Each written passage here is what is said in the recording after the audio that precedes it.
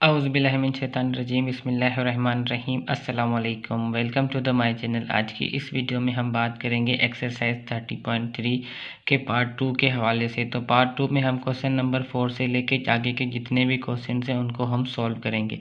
तो यहाँ पे हमारे पास फर्स्ट नंबर क्वेश्चन देखेंगे, in which quadrant does theta lie if. अब यहाँ पे हमें जो थीटा है ना वो किस क्वाड्रेंट्स में लाई करेंगी, उसके लिए है ये कुछ प्रॉब्लम्स हैं। उनकी कंडीशन को देख के हम यहाँ पे बता सकते हैं कि कौन सी थीटा जो है ना, कौन सी एंगल जो है ना वो किस क्वाड्रेंट्स में लाई कर रही हैं।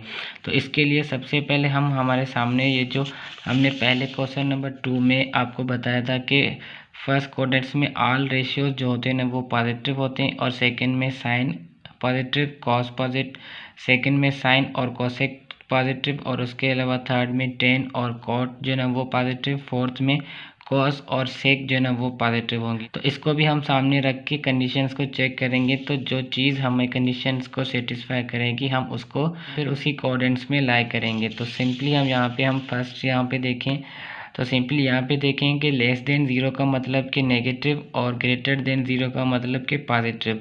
तो यहाँ पे देखें कि cos theta less than zero and sine theta greater than zero. तो लेस देन ज़ीरो का मतलब कि कॉस नेगेटिव और ग्रेटर देन ज़ीरो का मतलब कि साइन जो है ना वो पॉजिटिव में है। तो साइन पॉजिटिव और कॉस नेगेटिव, तो ये हमारे पास कौन से क्वाड्रेंट जो है ना वो सेटिस्फाई करता है। यहाँ पे ये क्वाड्रेंट हमारा हो जाएगा 2। तो क्योंकि 2 में जो हमारे पास साइन होती है वो पॉजिटिव होती है और कॉस जो होती है या उसके अलावा बाकी जो भी रेशियोज होते हैं वो नेगेटिव होते हैं। अब दूसरा नंबर देखें तो उसमें 10 जो है ना वो पॉजिटिव क्योंकि ग्रेटर देन ज़ीरो है, और कॉस जो है ना वो लेस देन ज़ीरो मतलब नेगेटिव। तो 10 पॉजिटिव मतलब थर्ड क्वाड्रेंट। तो थर्ड क्वाड्रेंट्स को हम यहाँ पे देखेंगे तो कॉस भी यहाँ पे नेगेटिव होती है, तो हम बिल्कुल यहाँ पे कॉस और बाकी जो भी रेशियोज हैं 10 और कॉट के अलावा वो सारे नेगेटिव होते हैं। तो ये जो हमारा सेकंड नंबर है वो हमारा लाई कर रहा है क्वाड्रेंट नंबर 3 में। तो अब उसके बाद हम तीसरे नंबर को देखें तो साइन लेस देन ज़ीरो मतलब नेगेटिव और सेक लेस देन ज़ीरो मतलब नेगेटिव। अब दोनों नेगेटिव कौन से क्वाड्रेंट्स में होते हैं, तो वो भी हमारे क्वाड्रेंट्स नंबर 3 में दोनों नेगेटिव यहाँ पे थीटा जो है ना वो भी हमारे क्वाड्रेंट नंबर 3 में लाई करते हैं, जहाँ पे साइन और सेक दोनों नेगेटिव होते हैं। अब उसके बाद क्वेश्चन नंबर 4 में देखें तो 4 में भी हमारे पास कॉट थीटा जो है ना वो पॉजिटिव में है और सेक जो है ना वो नेगेटिव में। तो कॉट पॉजिटिव मतलब कॉट का इन्वर्स 10, तो 10 और कॉट थर्ड क्वाड्रेंट्स में पॉजिटिव होते हैं, और उसके अलावा बाकी जो भी रेशियोज हैं वो थर्ड क्वाड्रेंट्स में नेगेटिव होते हैं। तो ये भी हमारे पास जो कंडीशन है वो थर्ड क्वाड्रेंट्स पे लाई कर रही है। अब उसके बाद क्वेश्चन नंबर 5 देखें तो cos theta less than zero मतलब नेगेटिव और tan theta less than zero ये भी नेगेटिव। तो दोनों नेगेटिव जो है ना वो क्वाड्रेंट्स नंबर 2 में लाई करते हैं। तो इसका मतलब कि ये जो कंडीशन है वो हमारे सेटिस्फाई कर रही है क्वाड्रेंट नंबर 2 को। अब उसके बाद लास्ट नंबर इसका पार्ट देखें। अब यहाँ पे एक ही हमें रेशो गिवन है। अब इस रेशो में देखें तो यहाँ पे कॉट जो है ना वो ग्रेटर देन ज़ीरो है, और उसके बाद फिर से कॉट जो है ना वो लेस देन 1 है। तो ग्रेटर देन ज़ीरो भी पॉजिटिव और लेस देन 1 मतलब ज़ीरो, तो ये भी पॉजिटिव। तो दोनों पॉजिटिव कंडीशंस हमारी दो क्वाड्रेंट्स को सेटिस्फाई करती है। एक फर्स्ट क्वाड्रेंट जिसमें सारे जो रेशियोज होते हैं वो पॉजिटिव होते हैं, और जो थर्ड क्वाड्रेंट है वहाँ पे भी हमारे पास कॉट जो होता है वो पॉजिटिव होता है। हम यहाँ पे ये दोनों जो है ना क्वाड्रेंट्स लिख सकते हैं कि lies in first quadrants and third quadrants. अब क्वेश्चन नंबर 5 में देखें तो if cos theta is equal to 3/5 and theta जो है ना वो पाई/2 से ग्रेटर और थीटा लेस देन पाई। तो इस कंडीशंस को चेक करते हुए हमें cos theta is equal to 3/5 लेके जो इसके रिमेनिंग ट्रिग्नोमेट्रिक रेशियोज हैं उसको हमें फाइंड करना है। तो सबसे पहले हम ये जो कंडीशंस हैं वो हम देखें किस क्वाड्रेंट्स पे लाई कर रही है। तो यहाँ पे देखें कि थीटा पाई ग्रेटर देन पाई/2 और थीटा लेस देन पाई। तो पाई और पाई/2 जो है ना उसके दरमियान जो क्वाड्रेंट्स आता है हमारा वो 2 आता है। तो यहाँ पे हमारे पास ये जो कंडीशन है वो क्वाड्रेंट 2 पे लाई कर रही है। सिंपली लिख सकते हैं कि theta lie in second quadrants तो अब उसके बाद देखें तो कॉस थीटा हमें मिला हुआ है, तो कॉस थीटा का पहले रेसिप्रोकल जो है ना उसको फाइंड करते हैं ताकि हमें दूसरी वैल्यू जल्दी से मिल जाए। तो since cos theta is equal to 1 sec theta, तो सेक थीटा हमारे पास यहाँ से क्या मिलेगा, is equal to 1 cos theta. तो यहाँ पे सिंपली कॉस थीटा की जो वैल्यू है वो 3/5 रखेंगे और ये अपान की फॉर्म में ऊपर जाके ये रेसिप्रोकल बन जाएगी। तो सेक थीटा की वैल्यू हमें क्या मिलेगी, 5/3। अब यहाँ पे माइनस और प्लस को चेक करें तो सिंपली सेकंड क्वाड्रेंट्स में साइन और साइन के इन्वर्स के अलावा बाकी सारे जो भी रेशियोज होते हैं वो नेगेटिव में होते हैं। तो सेक थीटा को भी हमने यहाँ पे इसलिए नेगेटिव में लिखा हुआ है। अब उसके बाद आगे देखें तो as we know that sine square theta plus cos square theta is equal to 1, ये एक ट्रिग्नोमेट्री प्रॉपर्टीज़ है, इसको हम इस्तेमाल करेंगे। तो इस प्रॉपर्टी के ज़रिए हम कॉस थीटा की वैल्यू रख के साइन थीटा की वैल्यू को हासिल कर सकते हैं। तो साइन स्क्वायर थीटा हमने सेम रखा, प्लस कॉस थीटा की वैल्यू रखी 3/5 और इसका स्क्वायर है तो इस वैल्यू का भी स्क्वायर करेंगे इज इक्वल टू 1। अब उसके बाद देखें तो साइन स्क्वायर थीटा हमने सेम रखा और इसका स्क्वायर सॉल्व करेंगे 9/25 मिलेगा इज इक्वल टू 1। ये प्लस का है, इस तरफ आके माइनस होगा तो sine square theta is equal to 1 minus 9/25। अब ये एलसीएम के ज़रिए सॉल्व होगा तो हमारे पास सिंपली आंसर क्या आ जाएगा, 16/25। तो साइन स्क्वायर थीटा की वैल्यू हमें 16/25 मिली है। तो अब हमें साइन स्क्वायर की वैल्यू नहीं, हमें जस्ट साइन की वैल्यू चाहिए। तो हम स्क्वायर ख़त्म करने के लिए इसका स्क्वायर रूट लेंगे तो सिंपली हमारे पास जो साइन थीटा की वैल्यू आ जाएगी वो 4/5। तो अब स्क्वायर रूट हम प्लस माइनस में लेते हैं तो यहाँ पे जो सेकंड क्वाड्रेंट्स में साइन होती है वो पॉजिटिव में होती है, इसलिए हमने यहाँ पे सिर्फ इसकी पॉजिटिव की वैल्यू ली है। अब उसके बाद साइन थीटा हमें मिल गया तो साइन थीटा का इन्वर्स फाइंड कर लें। साइन थीटा का इन्वर्स क्या होता है, cosec theta is equal to 1/sin theta. तो यहाँ पे हम साइन थीटा की वैल्यू रखेंगे 4/5। अब ये रेसिप्रोकल बन जाएगी तो हमारे पास कोसेक थीटा की जो वैल्यू आएगी वो आएगी 5/4। अब इसी सेम तरीके से हम पढ़ के आए हैं कि टेन थीटा जो होता है वो साइन थीटा और कॉस थीटा के बराबर होता है। तो अब यहाँ पे हम साइन थीटा और कॉस थीटा की वैल्यू रख के टेन थीटा को मालूम कर सकते हैं। तो साइन थीटा की वैल्यू हमारे पास 4/5 और कॉस थीटा की वैल्यू 3/5। तो ये अपान में है, इसको हम रेसिप्रोकल करेंगे तो ये मल्टीप्लिकेशन में होके 5/3 बन जाएगा। अब 5 से कैंसिल हो जाएगा, 4/3 जो है ना वो टेन थीटा की वैल्यू मिल जाएगी। अब सेकंड क्वाड्रेंट्स हैं तो सेकंड क्वाड्रेंट्स में टेन जो है ना वो नेगेटिव होता है, तो यहाँ पे इसलिए हमने इस वैल्यू को भी नेगेटिव में रखा है। अब टेन थीटा का इन्वर्स जो है ना वो फाइंड कर लें तो टेन थीटा का इन्वर्स क्या होता है, कॉट थीटा। तो cot theta is equal to 1/tan theta. अब सिंपली यहाँ पे हम टेन थीटा की वैल्यू रखेंगे -4/3, तो ये ऊपर जाके रेसिप्रोकल बन जाएगी कॉट। तो कॉट थीटा की वैल्यू हमें क्या मिलेगी, -3/4। अब यहाँ पे आपके पास ये क्वेश्चन जो है ना वो कंप्लीट होता है। इसमें जितने भी हमने ट्रिग्नोमेट्री रेशियोज हैं उन सब की वैल्यूज़ को फाइंड कर लिया। Question number 7, find the value of. अब यहाँ पे हमारे पास इसके कुछ पार्ट्स हैं, उसमें हमें वैल्यूज़ को फाइंड करना है। तो इन वैल्यूज़ को फाइंड करने से पहले यहाँ पे क्वेश्चन नंबर 7 में जो चार्ट हमें इस्तेमाल करना होगा वो देख लें कि किस तरीके से है। अब यहाँ पे sin 30 और sin 45 और sin 60 इनकी कुछ वैल्यूज़ हैं, तो इनको आपको लाजमी याद करना होगा ताकि ये जो वैल्यूज़ हैं वो क्वेश्चन नंबर 7 को सॉल्व करने के लिए हेल्प दें। अब sin 30 जो है ना वो 1/2 के बराबर होता है और cos 30 जो है ना वो √3/2 के बराबर होता है। tan 30 जो है ना वो 1/3 के बराबर होता है। अब साइन का इन्वर्स कोसेक, तो कोसेक क्या हो जाएगा, 1/2 का इन्वर्स, और कॉस का इन्वर्स सेक, तो सेक क्या हो जाएगा, 2/3।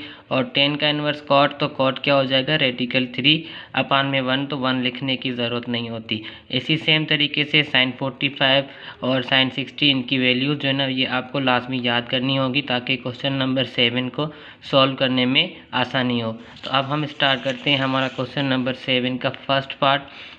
tan 30 और tan 60 मल्टीप्लाई में है और उसमें ऐड करेंगे हम tan 45 और cot 45 की मल्टीप्लिकेशन। तो पहले हम इनकी वैल्यूज़ रखें, तो हम अभी चार्ट में पढ़ के आएंगे। tan 30 की वैल्यू क्या है, 1/3 और tan 60 की वैल्यू भी हमारे पास चार्ट में गिवन है, देख सकते हैं कि √3 और tan 60 की वैल्यू √3, उसके बाद प्लस फिर tan 45 की वैल्यू 1 कॉट 45 इसका इन्वर्स है तो 1 का इन्वर्स 1 ही होगा। अब उसके बाद इसको हम सिंप्लीफाई करें तो रेडिकल 3 में कैंसिल हो जाएगा, बाकी यहाँ पे 1 बचेगा और 1 को 1 से मल्टीप्लाई करेंगे 1 प्लस 1 करेंगे 2। तो अब इसका क्वेश्चन नंबर 2 देखें तो उसमें tan 60 माइनस tan 30 अपान में क्या है 1 प्लस tan 60 डिग्री tan 30। तो हम tan 60 और tan 30 की वैल्यूज़ इस्तेमाल करके ये जो यहाँ पे माइनस प्लस मल्टीप्लिकेशन है उसको सॉल्व करेंगे तो हमारे पास क्वेश्चन नंबर 2 का आंसर निकल जाएगा।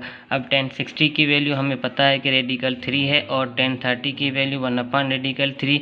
उसके बाद 1 हमने सेम रखा, tan 60 की वैल्यू रेडिकल 3 और tan 30 की वैल्यू 1 अपान रेडिकल 3। तो अब उसके बाद देखें तो ये एलसीएम के ज़रिए सॉल्व होंगे क्योंकि इसमें अपान की फॉर्म है और नीचे भी हमारे पास अपान की फॉर्म है, तो हम इसको एलसीएम के ज़रिए सॉल्व करेंगे। तो रेडिकल 3 और यहाँ पे 1 है तो इसकी एलसीएम क्या होगी रेडिकल 3। अब रेडिकल 3 से मल्टीप्लाई होगा सिर्फ 3 हो जाएगा और यहाँ पे -1 हम सेम रखेंगे क्योंकि रेडिकल 3 से कैंसिल हो जाएगा। अब उसके बाद नीचे देखें तो सिंपली 1 हमने सेम रखा और रेडिकल 3 को 1 से मल्टीप्लाई करेंगे तो रेडिकल 3 अपान में रेडिकल 3। अब इसकी एलसीएम लें तो इसकी एलसीएम भी रेडिकल 3 सेम आएगी और रेडिकल 3 1 से मल्टीप्लाई होगा रेडिकल 3 हो जाएगा प्लस ये इसमें कैंसिल हो जाएगा, बाकी स्क्वायर रूट 3 जो है ना यहाँ पे बचेगा। अब इसको सिंप्लीफाई करें तो 3 - 1 2 और उसके बाद नीचे यहाँ पे स्क्वायर रूट 3।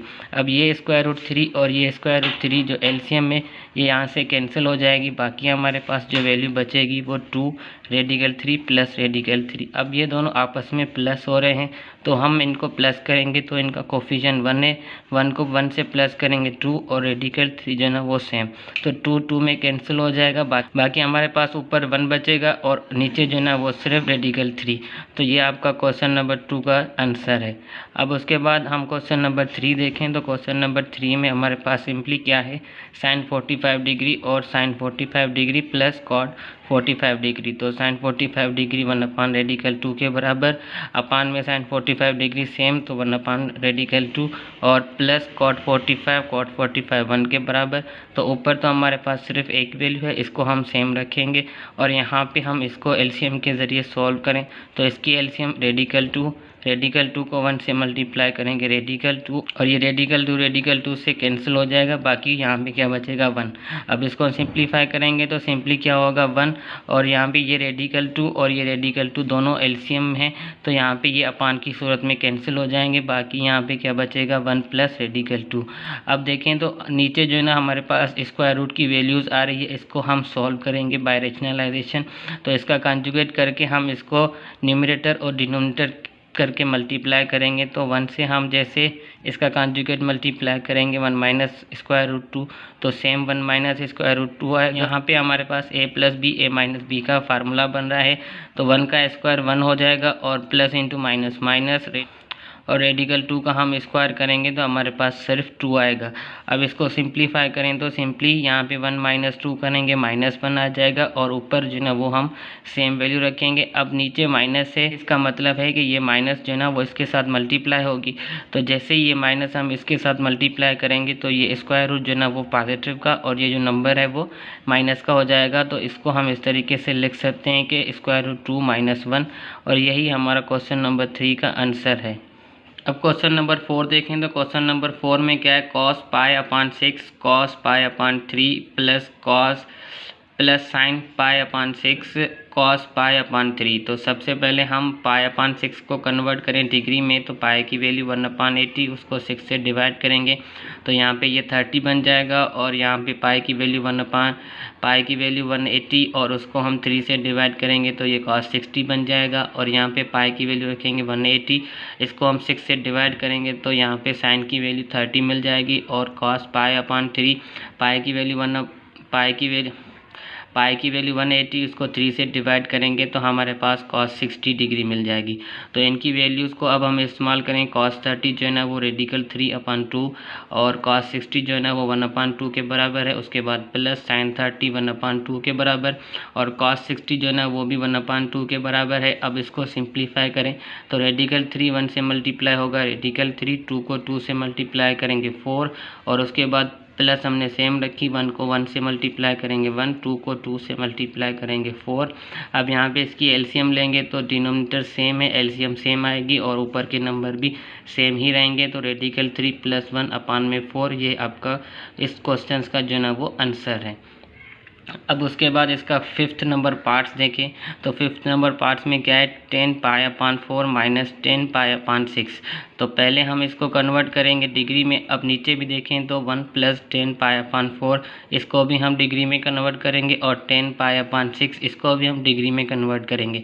तो π/4 को जैसे हम डिग्री में कन्वर्ट करेंगे तो हमें 45 डिग्री मिलेगी, π/6 को डिग्री में कन्वर्ट करेंगे 30 और π/4 सेम तो 45 और π/6 इसको डिग्री में कन्वर्ट करेंगे 30। तो इनकी वैल्यूज़ को अब इस्तेमाल करें तो 1045 की वैल्यू 1 माइनस 1030 की वैल्यू 1/3, उसके बाद 1 हमने सेम रखा प्लस 1045 की वैल्यू 1 और 1030 की वैल्यू 1/3। तो अब इसको सिंप्लीफाई करें तो यहाँ पे देखें ये अपान की फॉर्म में है, तो इसको हम एलसीएम के ज़रिए सॉल्व करेंगे। तो इसकी एलसीएम क्या आएगी, रेडिकल 3। अब रेडिकल 3 1 से मल्टीप्लाई होगा, रेडिकल 3 माइनस सेम रेडिकल 3 से कैंसिल हो जाएगा, बाकी ऊपर जो है वो हम रखेंगे 1। अब उसके बाद नीचे देखें तो नीचे 1 हमने सेम रखा प्लस ये 1 इसके साथ मल्टीप्लाई होगा तो सेम आंसर आएगा, इसलिए यहाँ पे हमने लिखा है 1/रेडिकल 3। तो अब इसको भी हम एलसीएम के ज़रिए सिंप्लीफाई करेंगे तो रेडिकल 3 इसकी एलसीएम आएगी और रेडिकल 3 1 से मल्टीप्लाई होगा, रेडिकल 3 प्लस सेम रेडिकल 3 से कैंसिल हो जाएगा, बाकी ऊपर 1 बचेगा।